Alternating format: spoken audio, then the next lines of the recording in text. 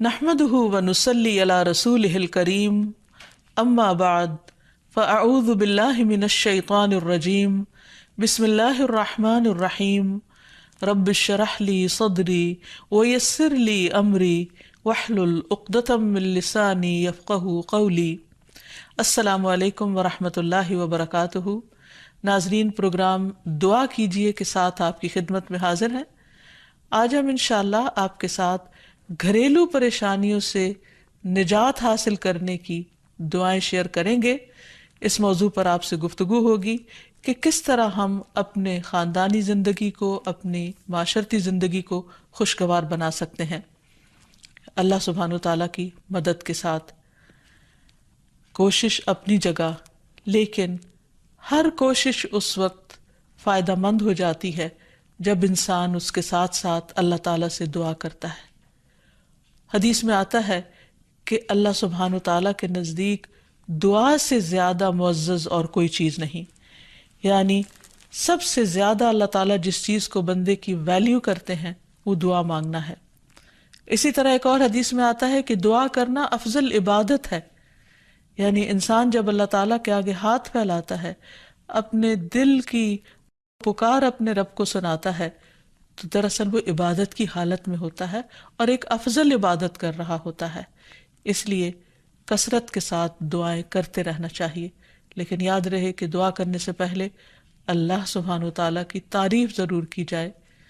اس سلسلے میں تعریف کے بے شمار کلمات ہمیں احادیث کی کتابوں میں ملتے ہیں۔ انہی میں سے ایک آتا ہے کہ آپ صلی اللہ علیہ وسلم سے سوال کیا گیا کہ کون سا کلام افضل ہے؟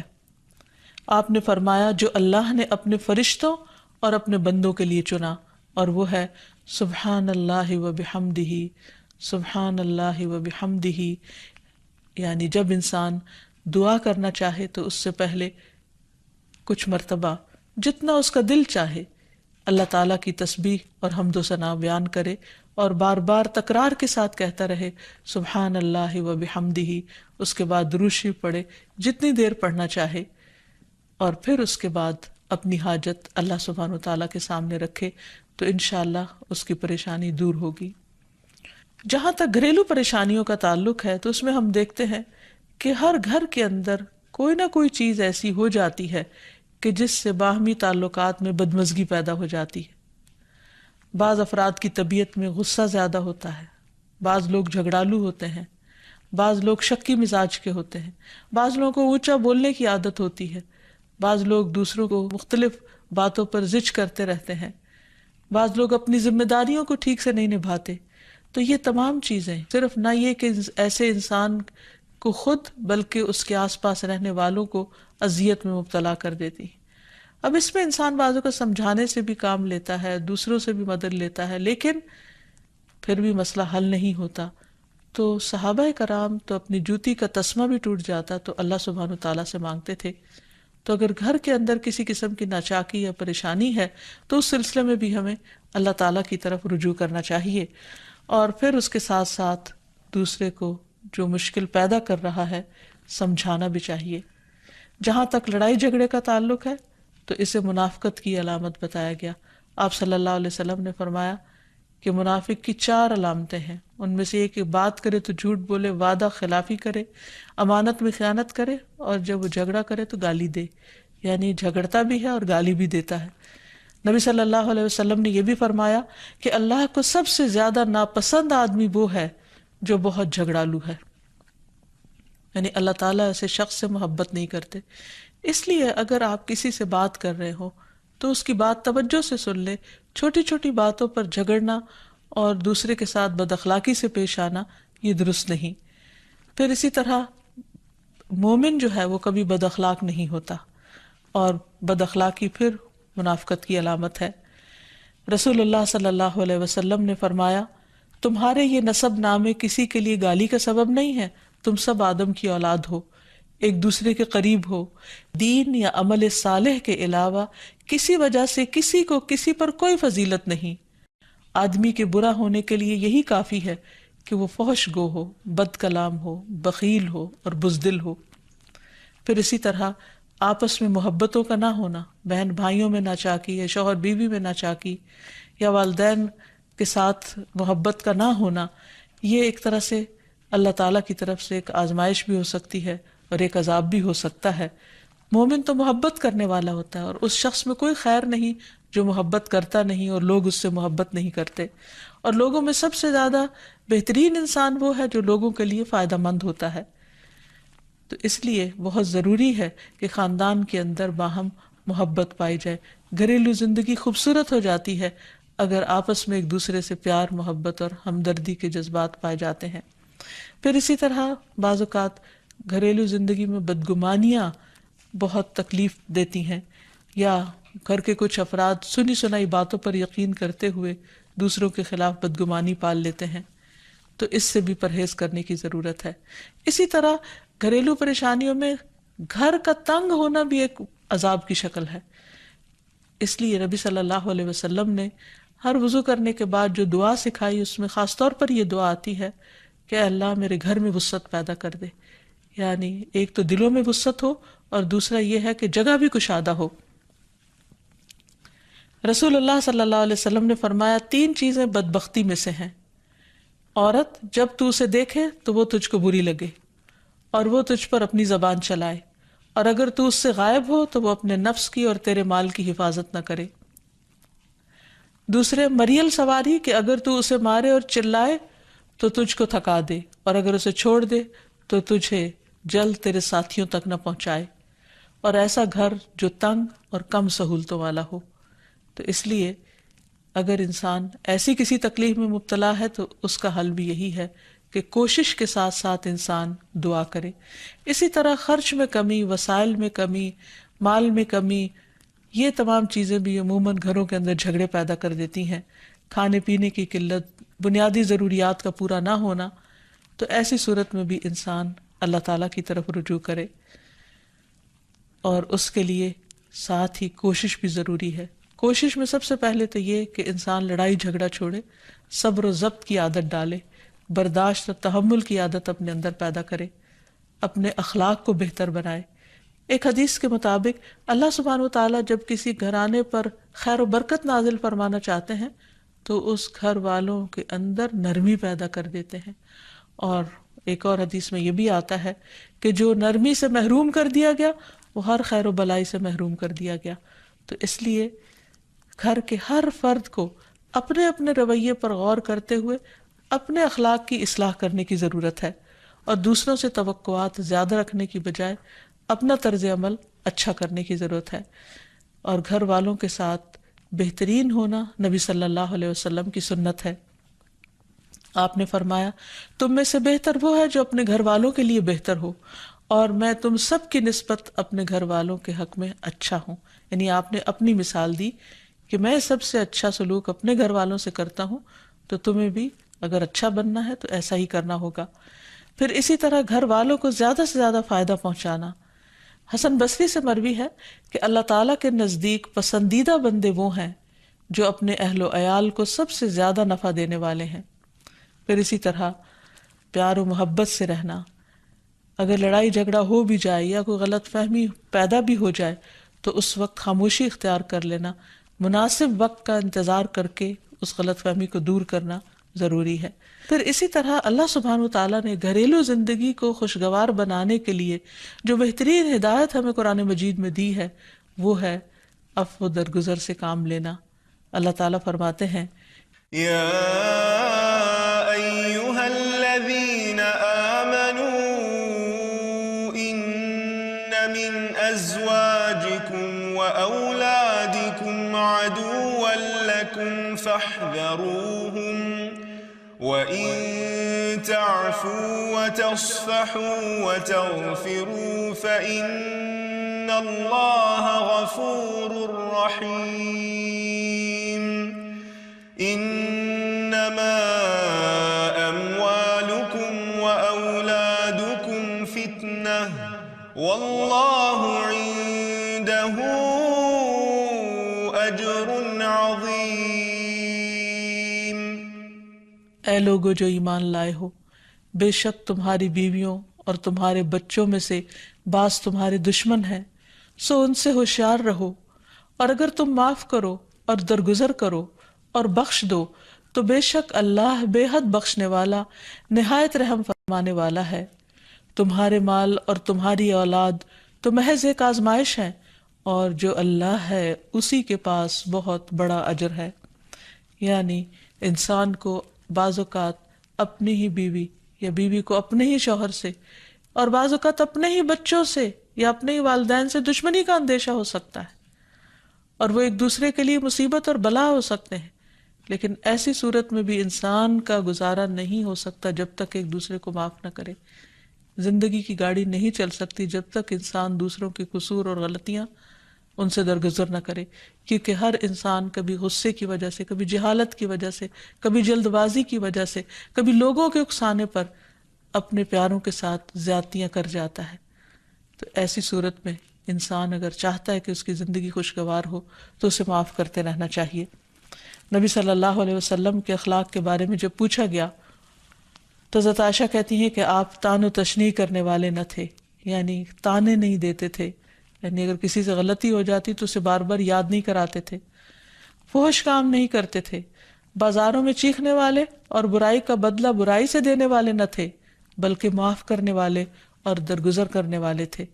اور حقیقت یہ ہے کہ جو جس کے جتنا قریب ہوتا ہے، جیسے گھر والے ہیں، اس کی غلطیاں اور اس کی کمزوریاں زیادہ سامنے آتی ہیں، اور پھر وہ ریپیٹڈلی سامنے آتی ہیں، بار بار سامنے آتی ہیں، تو ایسی صورت میں معاف کرنا بھی مشکل لگتا ہے، لیکن پھر بھی معاف کیے بغیر گزارا نہیں۔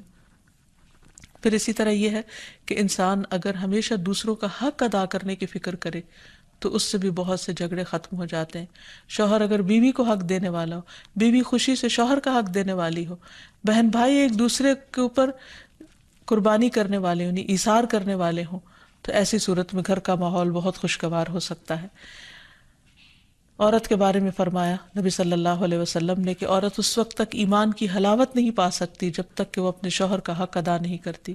اسی طرح شوہر کے لیے نبی صلی اللہ علیہ وسلم کا یہ اسوہ حسنہ بہترین ہے کہ آپ صلی اللہ علیہ وسلم اپنے گھر ہوتے ہوئے اپنے گھر والوں کے کام کاج میں ہاتھ بٹایا کرتے تھے، ان کی خدمت کیا کرتے تھے۔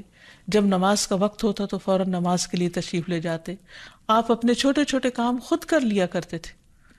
یعنی اس سے بھی یہ پتہ چلتا ہے کہ خوشگوار گھریلو تعلقات میں دوسرے پر بوجھ نہ بننا ایک بہت اہم نکتہ ہے، کیونکہ اگر ہر انسان اپنی ذمہ داری خود لے لے تو دوسروں کے لیے وہ خوشگوار ہو جاتا ہے۔ پھر اسی طرح گھر والوں کو اگر کوئی غم، تکلیف یا پریشانی ہو تو اس موقع پر اپنے اختلافات کو بھول کر ان کی مدد کرنا، ان کی کیئر کرنا اور ان کی دلجوئی کرنا، یہ بھی بہت ضروری ہے۔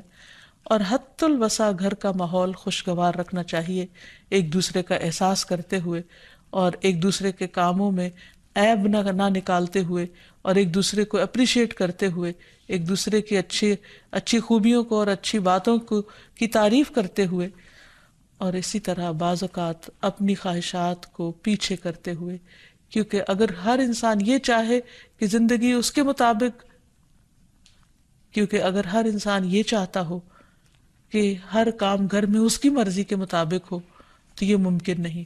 بہت سے گھروں میں ساس بہو کا جھگڑا کس بنا پر ہوتا ہے، یا آپس میں قریبی رشتوں کا جھگڑا اور فتنہ فساد کس وجہ سے ہوتا ہے؟